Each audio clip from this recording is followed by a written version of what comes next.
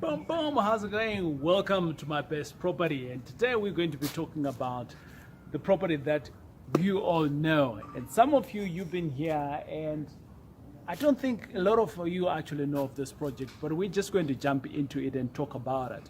So this is a project that we bought a while ago, and the sad thing about this property is that, not really sad, but the good thing about this property, which is also a sad thing, is that it is the subdivision, but all properties come zoned either as 1, 2, 3, 4. On this particular property, on one side of the stand, it is on a high dense, which is kind of like res 4. And then on the other side, it is a res 1. So we went to the council and then we asked the question, so we've got this 2,000 squares of land, but a half of it, it's sitting on res 4 and the other one is sitting on res 1. What do we do? And the council said, it is res 1. Oh! So we are objecting that now, because as per law, it does say that if your stand is of that nature, and you've got one part on the other and the other part on the other, the higher one applies to that. And my town planner is busy working on it. But today I just wanted to show you that we have made some good progress in here. This is the one project that is giving me gray hair.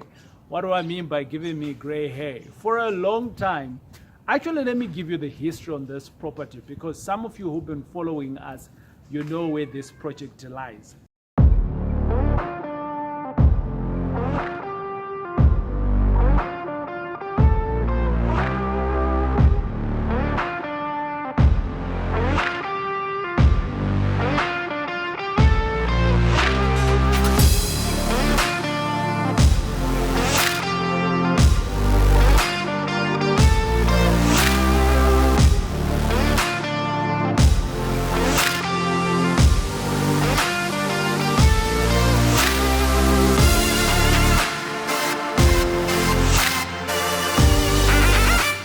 So, I've got round about 10 units on this property. It's a 2,000 square. It's an area not far away from Johannesburg.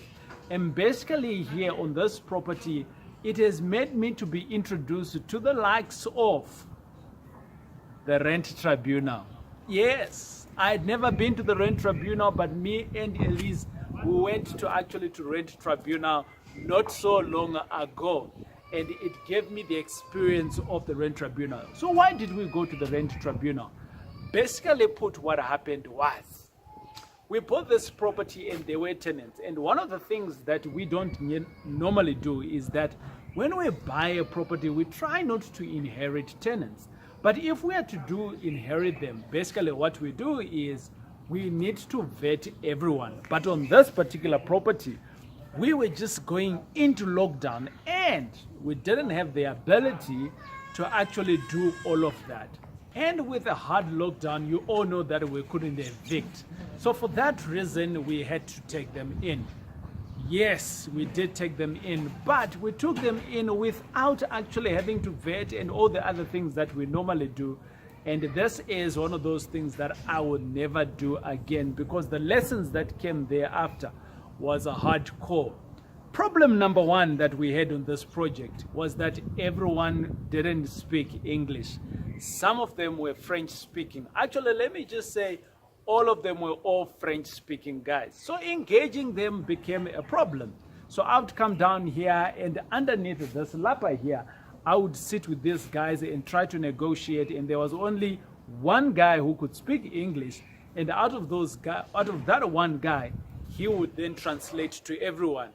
Was he translating the right thing? I don't know, because I am French speaking, even though I do know that bonjour is French. How do I know that? Because Total is all around us. It does say bonjour when you come into a Total garage, isn't it? On a serious note, what basically happened here is that these guys didn't believe that a guy like me could own a property like this. Why? Because look at me. I'm a little bit of a skinny guy, isn't it? So they didn't believe it. They were thinking that they were going to see a beard guy probably someone went with a big stomach and say, hey, I've come in to buy the property. So they didn't believe me. So guess what? They went into the rent tribunal shortly before Christmas, which was last year, the other year. And they went in to say, there's this guy who's claiming in to be the owner of the property, but we don't think he is. So what did the rent tribunal say? They sent me a letter to say, Mr. Jack, you need to pitch up. And when the rent tribunal calls you, everything stays as it is, status quo. And that's basically what happened. So we went to the rent tribunal court, myself together with Elize. You all know Elize, she's our legal partner. And once we were in there, this was new to me, because I actually thought that if we are in there, we're going to talk about everything, which is everything of all the stuff that we need to talk about, but not knowing that you can only talk about the one thing that is the case. So having said that, December came in, and out of that, we couldn't actually collect rent because now we're not the landlords, right? Someone else is, or they were assuming that they were. That was problem number one. Problem number two was that because we couldn't collect rent, I couldn't enforce any new rules because these guys had objected that. So in a nutshell, I've bought the property, but actually I am bleeding. And I am talking about what we call holding costs. So December came in, January came in, and then eventually they opened up, and then we went to the rent tribunal. They do say you need to have a thick skin when you jump into these things like that. And this is exactly what it is, ladies and gentlemen. If you don't have enough money to be carrying holding costs, I am sure all of this would have been a problem. But anyway, I had planned like 6 months holding costs so I could carry that. But now I was on month number 3 because I bought the property November, December, and now January. Eventually, when we went into the rent tribunal, all they said is, right, Mr. Jack, apparently you are saying that you are the owner of this property. Do you have any evidence? And Elize pulled out a winded report, and then boom, he gave it to them. And then they said, well, this guy is the owner of the land, so he owns the property, so you need to be paying rent to him. And I was like, great, let me actually bring in my conversation of where these guys have been refusing to pay rent from me. And the mediator says, no, hold on. The case at hand here is all about whether these people think that you are the landlord or not. So we have sorted that problem. And anything else, you now need to go out, not within the premises of the rent tribunal, but you now need to go out and then talk about it. And when you do talk about it, if you then don't come to a resolution, come back. And I'm like, hold on. We are here already. Everyone is here. We've got a translator, French translator, and you're here. Why can we not just do it now?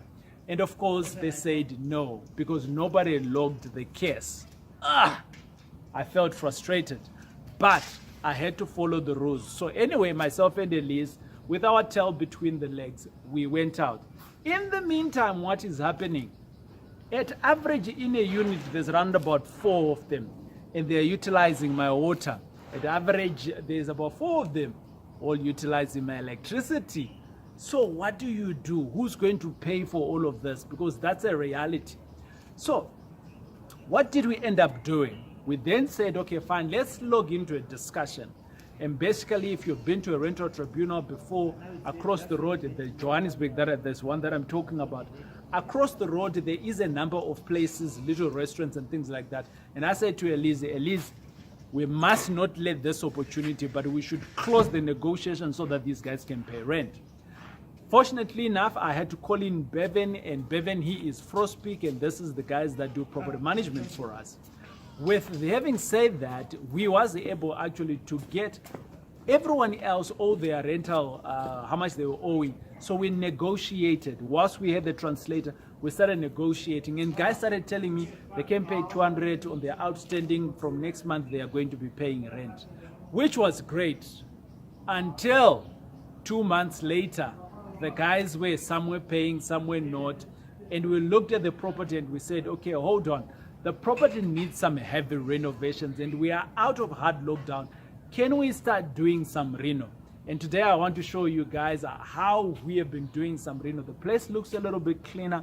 Yes, there's still renovation happening, But as it is my best property, you can tell that I have learned a lot of stuff on here. What are the couple of things that I learned? Number one, engaging the rent tribunal. Number two, negotiations. Number three, having a substantial amount of your holding costs, right? And then number three that I'm going to talk to you about is the evictions. We needed to save eviction notice and things like that. Eventually, all of them are now out. So the property is empty as I speak, right? With the exception of 2 units where we now have tenants that have moved in not so long ago. So let me just keep on and show you around what the property looks like, isn't it? All right, so I'm going to show you from the entrance there. And basically that's the main gate as you walk in, and this is all the driveway. And on the driveway in here, this is where all the cars will be parked. And on my far right hand side, I'm going to show you guys that is a 1 bed that was in there. So you can see there's lots of work that is still happening in there, but this is a 1 bed 1 bath that we recently converted. Nothing is new here. All I'm doing is kind of like repurposing what is here. So if you can see there, I've started doing in a bit of these sinks in here. Why do I do that? So I do this for a couple of reasons. Is that you can see the cupboard here that we've got. So basically the sink, right? So we've put in the sink right there on top, and at the bottom there it creates some cupboard space, but we've bricked it up. In terms of durability, this lasts kind of like forever. All I'm going to do in the front is put in some door and a little bit of a shelf in between, and I am done. So at the moment I already have prepaids in here. And you might be wondering, why is there bricks in here?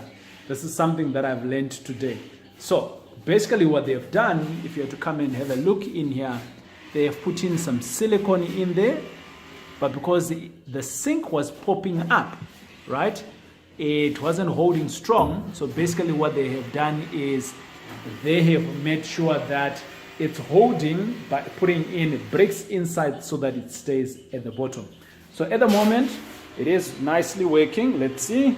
Cold water, yeah, hot water, yeah, working nicely.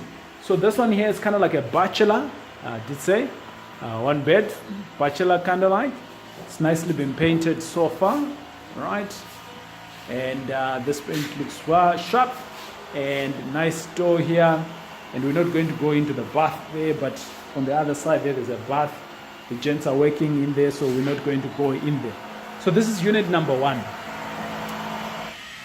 Right, going outside again. Unit number 2, there is someone there.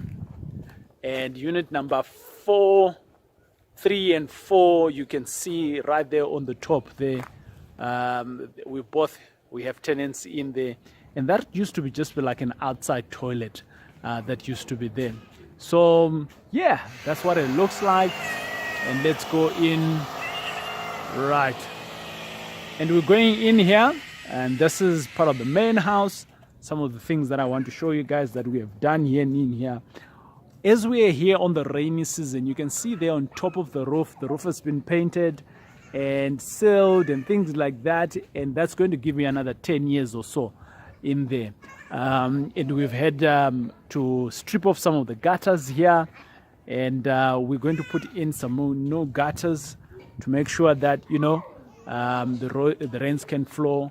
The guys have been putting in a young garden here, which is great, and someone else has been growing in some weeds here. I don't know whether that is allowed or not, but we'll take that one out in due course, right? I don't know whether it is hemp or weed, I don't know, right?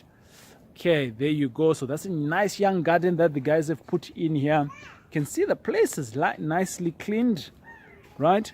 So if a tenant is pitching up here and they're saying that they want to have a property, whether it's a 2 bed 1 bath, right, you can see there the roof as well has been nicely painted and things like that.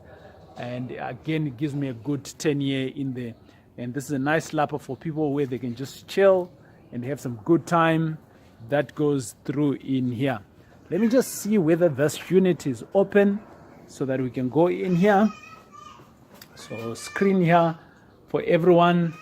So the screen to make sure that, you know, it's pretty safe. So this is unit number 6. On unit number 6, kitchen not yet done.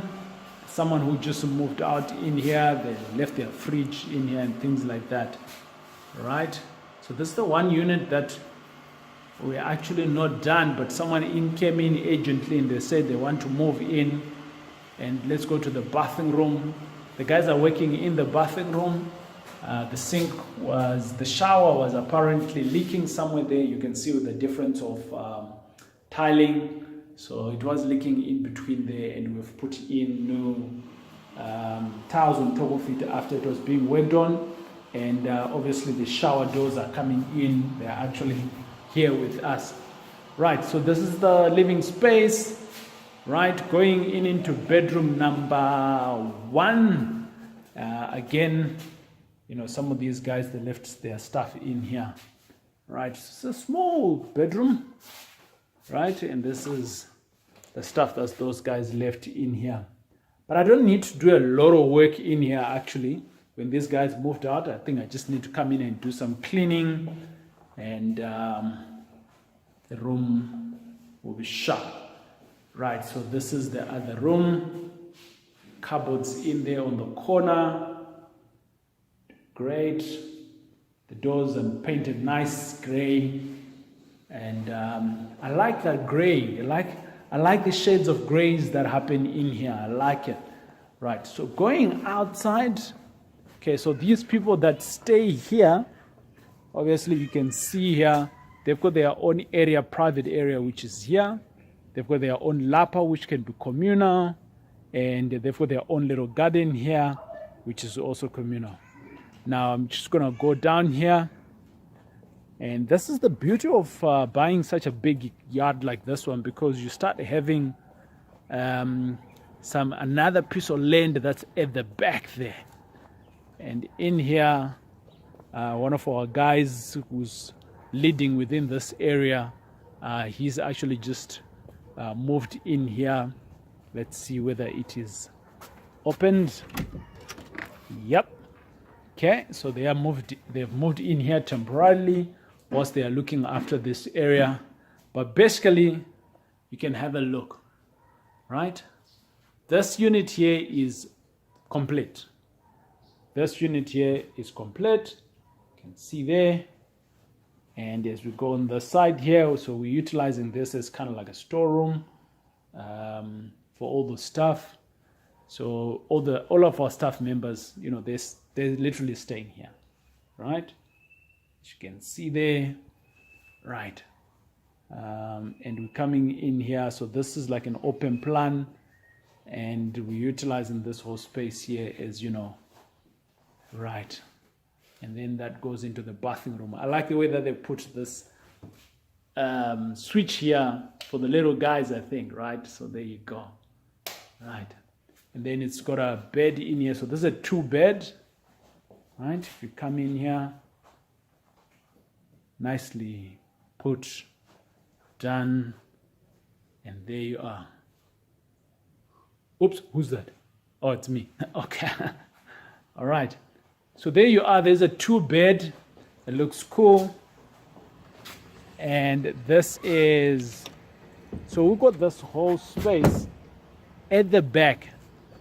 And because of the nature of the zoning on this property, it gives us an ability where we can actually, this is like 50% of the land. So behind me is 50%, in front of me is 50%. So we can actually do some other developments here. So we're busy doing that with the town plan, and I'll tell you guys how that is progressing. This is what used to be, this is what used to be the main house.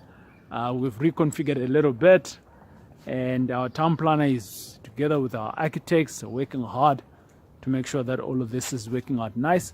Maybe let me come through at the back here. So at the back here used to be a back door. Let me see whether it's opened. I like these old doors, man. They're nice and solid. Right, let's see. Walking in. So in here, there's still a lot of construction happening. Okay, going in here into this unit. Right, so all the guys that are working in here, they're sleeping on that side there. So as we walk in here, this is a 2-bed. We walk in, right, open plan, and that's going to be a shower and toilet in there. And this is going to be living space, open living space overlooking outside, you know. And on the little corner there with the kitchenette. And we come through here and got a bedroom here. It is still smelling fresh of cement and things like that. You can see that wall there is still nice and fresh. Okay. Right. This almost feels like a 3x3, kind of like 9 squares in here of a room. It's not that big. And we're coming in here again. Right. Okay, awesome. Right, so this is unit number 1. Right, and then coming at the back here, another unit. Like some of these chandeliers, man. You can see I'm a chandelier guy, yeah? Okay, this is another unit. It's next door. And the tiles are already in here. We just need to clean them up nicely and make sure that they're all nicely paged. And you can see in here they've put in prime. I think they call it prime to do some painting. So this is a bedroom. And coming out, this is going to be another bedroom. And this bedroom in here will be en suite. Oh, another chandelier. Love that chandelier, man. Looks beautiful, isn't it? Yeah. Okay, then you come into the bathing room. And this bathing room here, there's a bathing room. So there's going to be a toilet sitting right here. And they will close off this section right here. They'll close off here. And then you're going to have another shower here. And the toilet that is already here. And you will be able to walk through past here, which will be your small kitchenette. And bedroom 1, bedroom 2, big spacious living space, and we are out again. Right, there is 2 other units that I haven't done, and yeah, that's what it's all about. So if you're keen on other projects like this ones, those that are investing with us, obviously this is where all the money is going through, into projects like these ones. My name is TJ. We'll check you out on the next video. Boom, boom.